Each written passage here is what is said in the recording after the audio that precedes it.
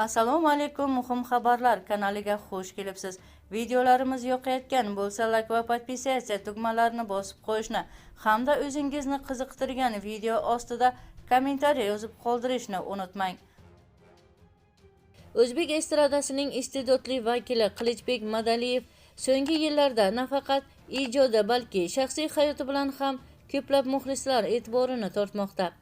Uning konsertlari, kliplari va intervyulari doimo muhokama markazida bo'lib kelgan.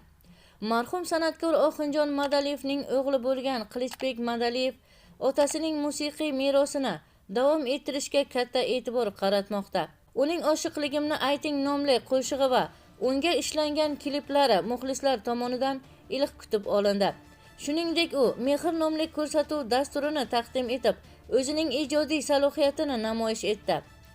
Qilichbek Madaliyev Milliy 5 telekanalining Omon ko'rsatuvida bergan intervyusida xonanda Sardor Mamadaliyevning otasi Oxinjon Madaliyevning qo'shig'ini ruxsatsiz ijro etganini ma'lum qildi. U bu holatni ma'lum darajada xafa qilganini bildirgan.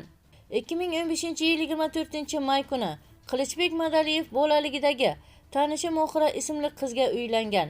U to'y marosimini ortiqcha shov-shuvlarsiz Farg'ona shahridagi to'yxonalarning birida o'tkazgan. Qilichbek Madaliyev 2024-yil 1-2 dekabr kunlari Toshkentdagi Istiqlol saroyida bo'lib o'tgan konsertida Bir umr kuylayman yetguncha kuchim dadamning muxlislari uchun qo'shig'i bilan tomoshabinlarni hayajonga soldi. Ushbu qo'shiq ko'pchilikning ko'zida yosh bilan tinglandi. Qilichbek Madaliyev O'zbekiston Respublikasining Konstitutsiyasini qabul qilinganligining 24 yilligi munosabati bilan O'zbekiston o'z yo'lida qaytmas vatan nomli qo'shig'ini taqdim etdi. Bu qo'shiqqa vatanparvarlik ruhi aks ettirildi. Qadrli tomoshabin, shu va shu kabi xabarlarni o'tkazib yubormaslik uchun video ostida like va podpisatsiya tugmasini bosib qo'yishni unutmang. Bizni qo'llaganlarni Allohning o'zi qo'llasin.